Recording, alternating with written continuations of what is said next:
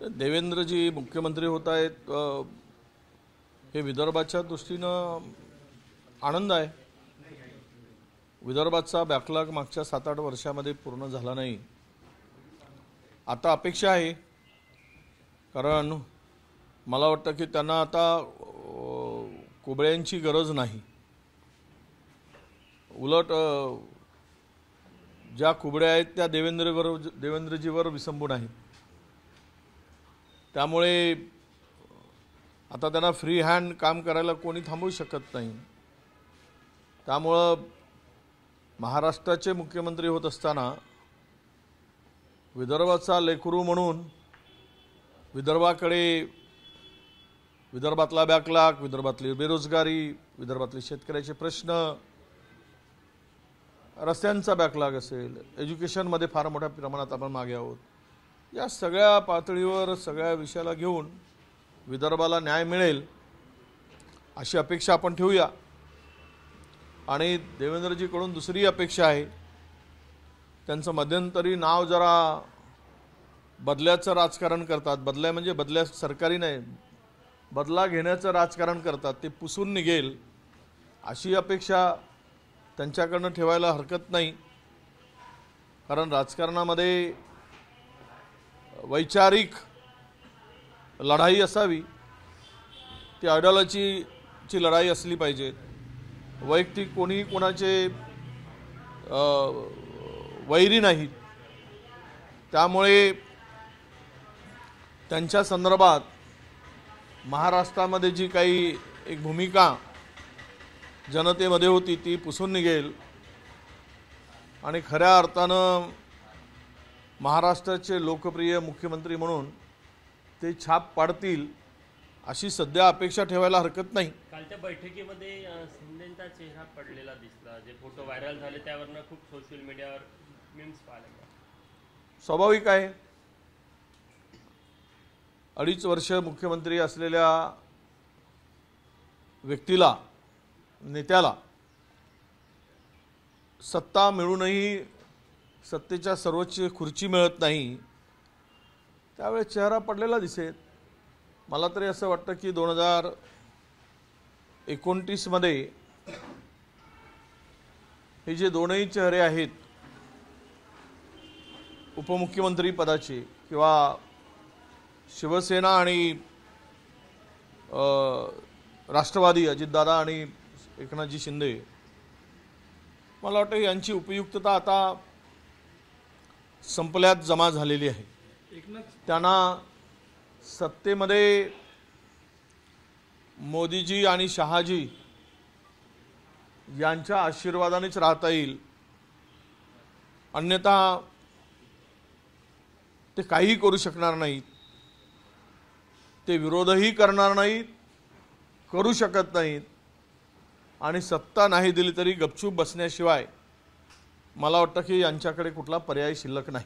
एकनाथ शिंदे उपमुख्यमंत्री पद घ्यायला तयार झाल्याची माहिती आहे। 2 उपमुख्यमंत्री असणार आहे सरकारने। नाही, 2 उपमुख्यमंत्री पूर्वी होते, त्यात काही नवीन आहे असं मला वाटत नाही। आणि मला वाटतं की हे जर नाही घेऊ शकले तर भाजपाशी दुसरा पर्याय उभा आहे। त्यामुळे मजबुरी आता आहेच ती, त्यांना घ्यावं। पक्ष सांभाळायचा असेल, जसं देवेंद्रजींनी घेतलंच होतं मुख्यमंत्री असताना सुद्धा उपमुख्यमंत्रीपद, मुख्यमंत्री राहणार आणि मंत्रिपदही घेतले आहेत, उपमुख्यमंत्री तर पुन्हा मोठी जागा आहे।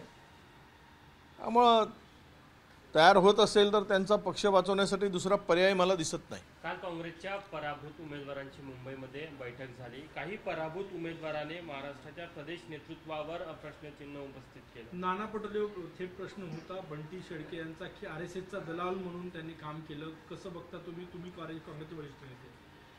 नाही, बंटी शेळकेंचा आरोप मी ऐकला नाही। काय बोलले त्याची माहिती घेऊ। आणि मला तरी वाटतं की बंटी शेळकेंचा उद्रेक हा का झाला या संदर्भातही ती ही भाषा ते का वापरत आहेत या संदर्भात आम्ही हायकमांडच्या कानावर घालू आणि या संदर्भातील वस्तुस्थिती किंवा त्याच्या उद्रेकाच्या मागची कारणं जे उद्वेगानं बोललेत त्याची कारणं नक्की शोधली पाहिजेत. एखादा व्यक्ती 2 वेळा विधानसभा निवडणुका लढतो आणि कमी अंतरांनी पडतो, त्यावेळेस त्याच्या भावना का दुखावल्या गेल्यात, त्याला कुठे ठेच लागली,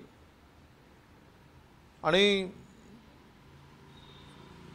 या संदर्भातली माहिती नक्की घेतली जाईल. परंतु मला वाटतं की जय पराजय होत असतो. राजकारणात संयम महत्त्वाचा असतो आणि प्रत्येकाने संयम ठेवून आपण 16 आहोत 160 कसे होतील या दृष्टीनं काम करण्याची आवश्यकता आहे. भाऊ, त्याचं असं म्हणणं होतं की माझी तिकीट राहुल गांधींनी दिली, त्यामुळे नाना पटोलेंनी मदत केली नाही. प्रियंका गांधीचा रोड शो झाला, इथं देखील संघटन म्हणून मला मदत मिळाली नाही, मला एकटं सोडण्यात आलं. कुठेतरी ते गांधी परिवाराच्या जवळच्या म्हणून नाना पटोले त्यांचा सूड घेत असा त्यांचा अप्रत्यक्ष आरोप. नाही, तिकीट आता राहुल गांधीजी आणि काँग्रेस हायकमांडच देत असतात. आम्हाला सुद्धा तिकीट राहुल गांधींनीच दिली. आम्हाला सुद्धा तिकीट माननीय खडसे साहेबांनी, खरगे साहेब, आपले मल्लिकार्जुन खरगे साहेब आणि माननीय सोनियाजी गांधी यांनी दिली. त्यामुळे आमच्या हायकमांडच आम्हाला तिकीट देत असतात. राज्याच्या नेतृत्वाला तिकीट देण्याचा अधिकारच नाही, शिफारस करण्याचा अधिकार आहे. आणि त्यांना मिळालेली तिकीट खरं म्हणजे युथ काँग्रेसच्या कोट्यातून मिळाली. बंटी शेळके हा लढवय्या कार्यकर्ता आहे, RSCच्या गडात लढतो आहे आणि निवडणुकीमध्ये त्याला मदत काही कमी पडली असेल, त्यामुळे त्यांनी ती भाषा वापरली असावी. परंतु हे योग्य आहे असं मला वाटत नाही. नाना पटोले हटाव मोहीम सुरू झालेली आहे काँग्रेसमधनं, काय सांगा? नाही, आता तो निर्णय आम्ही त्या मोहिमेमध्ये नाही आहोत आणि मी व्यक्तिशः कुठली मोहीम करून आता आहे ते त्यामध्ये राबवण्याची आवश्यकता वाटत नाही मला. काही गोष्टी आहेत ते ठीक आहे, हायकमांडच्या कानावर चूक झाल्या, काही बरोबर आहेत, व्यक्ती आहेत, चुका होत असतात. त्यामुळे मी त्या मोहिमेचा भागीदार नाही. परंतु एक मात्र लक्षात आणून देतो की एवढा मोठा पराजय ज्यावेळेस राज्यामध्ये होतोय त्याची गांभीर्यानं कारण मीमांसा आणि मंथन होण्याची आवश्यकता आहे. केवळ बैठका घेऊन यातून निष्पन्न होईल असं नाही, तर याचं मंथन होणं, याची कारणं शोधणं हेही तेवढंच महत्त्वाचं आहे असं मला वाटतं. ABP माझा, उघडा डोळे बघा नीट.